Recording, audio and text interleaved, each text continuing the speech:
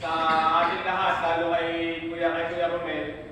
So, good news po is, onti na lang po yung negative natin. Pero may negative pa rin po. So, ano po ibig sabihin nun? Na medyo sumasapat na yung pasahod nila sa production natin. So, hindi na sila gaano nalulugi. Siguro yung pagkalugi nila, konti na lang. Pero kailangan po natin na magtrabaho pa rin ng maigi. So, hindi po kagaya nakaraan na sobrang laki po. Kung pagkalugi-lugi talaga yung sa company. At bad news po, mag-excess na po tayo sa budget within 2 weeks sa ating pong masonry works sa door job.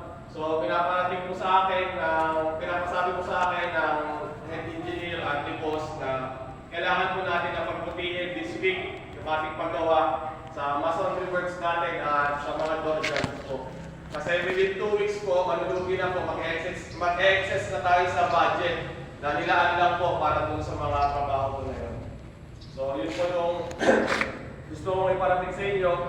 At syempre, pinapaalala ko rin po sa bawat isa, may nakarating po sa akin na balita kahapon, week na rin po siya nalaman, na nung Sabado po ay may nangyari po na hindi kaya-kaya. Hindi ko na po sasabihin para mapag-usapan. Pinapaalala ko lang po na iwasan po natin kung hindi po natin kaya ay iwasan po natin yung ating mga pagbibiro dahil hindi po lahat yan ay kapiruan po natin at lahat naman po tayo pagod. So, syempre mas mag-trigger yung ating nararamdaman pag pagod tayo.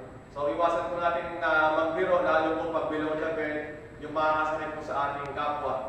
So, siguro magbiro lang tayo, nakakatawa talaga yung walang ibang damay.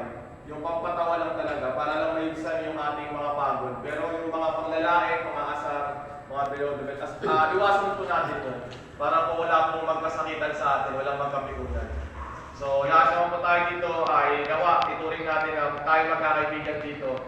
Diba po? Pero andun pa rin yung respeto. Andun pa rin yung respeto sa bawat isa po sa atin. So, yun po.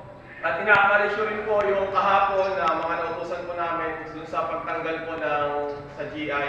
Sa pag-aalis po sa GI po dito, kung mapapansin niyo po, maganda po yung latag po nila dyan. Si Berhel po tsaka si Angelo, kung hindi po ako nagkakamali.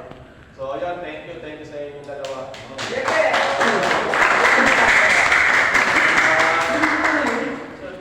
Yun po, maalala namin po pala sa labor.